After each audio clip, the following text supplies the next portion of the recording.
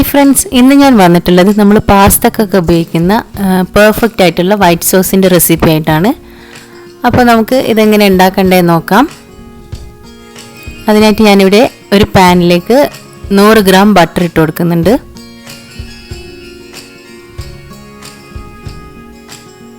ഇനി ബട്ടർ നന്നായിട്ടൊന്ന് മെൽറ്റ് ചെയ്തെടുക്കുക.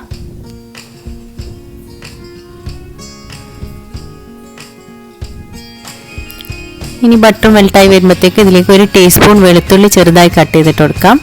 1/4 കപ്പ് മൈദ ഇട്ട് കൊടുക്കാം. അതിനുശേഷം ഈ മൈദ ബട്ടറിൽ നന്നായിട്ടൊന്ന് മിക്സ് ചെയ്തെടുക്കുക. കട്ടയില്ലാതെ നന്നായിട്ടൊന്ന് മിക്സ് ചെയ്തെടുക്കണം. ഇത് ലോ ഫ്ലെയിമിലാക്കി തന്നെ ചെയ്യണം, ഇല്ലെങ്കിൽ അടിക്ക് പിടിച്ച് പോവും.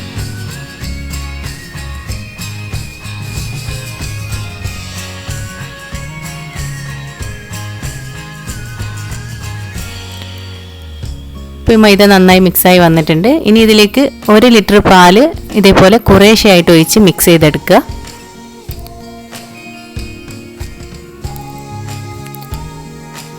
ഇതിലേക്ക് 1 ലിറ്റർ പാൽ തന്നെ ആവശ്യമായിട്ട് വരുന്നുണ്ട്.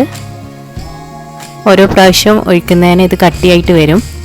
പിന്നെ ഇത് കറക്റ്റ് ടെക്സ്ചറിലായിട്ട് വരും.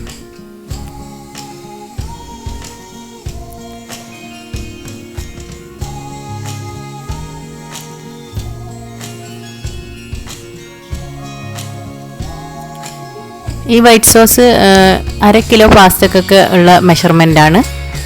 കറക്റ്റ് അര കിലോ പാസ്ത ഉണ്ടാക്കുമ്പോൾ നമുക്ക് ഇത്രയും വൈറ്റ് സോസ് തന്നെ ആവശ്യമായിട്ട് വരുന്നുണ്ട്.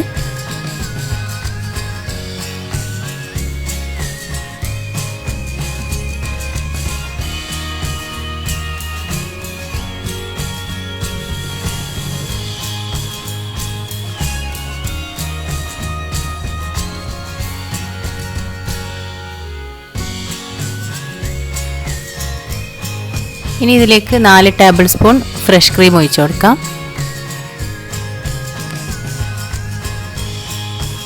അതിനുശേഷം ഫ്രഷ് ക്രീം ഇതിൽ നന്നായിട്ടൊന്ന് മിക്സ് ചെയ്തെടുക്കുക.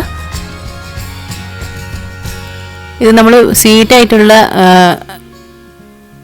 സോസാണ് ഉണ്ടാക്കുന്നുണ്ടെങ്കിൽ ഇതിൽ വെളുത്തുള്ളി ആവശ്യമില്ല. വെളുത്തുള്ളി ഇടാതെ ഇതേ ഒരു രീതിയിൽ തന്നെ ഉണ്ടാക്കിയാൽ മതി. ഇപ്പോൾ നമ്മുടെ വൈറ്റ് സോസ് റെഡിയായി വന്നിട്ടുണ്ട്. ഇത് നമുക്കൊന്ന് അരിച്ചെടുക്കണം. കട്ടയൊന്നുമില്ലാതെ കിട്ടാൻ വേണ്ടിയാണ് ഇത് അരിച്ചെടുക്കുന്നത്. ഇതേപോലെ അരിപ്പയിലേക്ക് കൂടി അരിച്ചെടുക്കുക.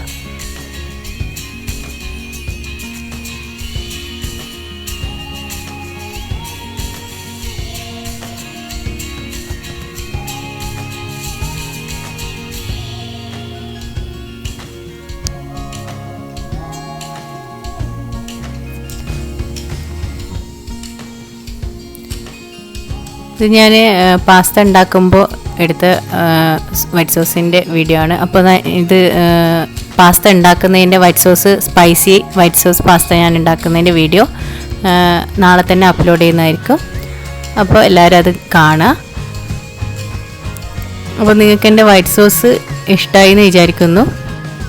അപ്പോൾ ഇഷ്ടമായിട്ടുണ്ടെങ്കിൽ എൻ്റെ ചാനൽ സബ്സ്ക്രൈബും ലൈക്കും കമൻറ്റും ഷെയറും ചെയ്യാൻ മറക്കരുത്. അപ്പോൾ ഞാൻ എൻ്റെ അടുത്ത അടിപൊളി വീഡിയോ ആയിട്ട് വരുന്നത് വരെ ബൈ.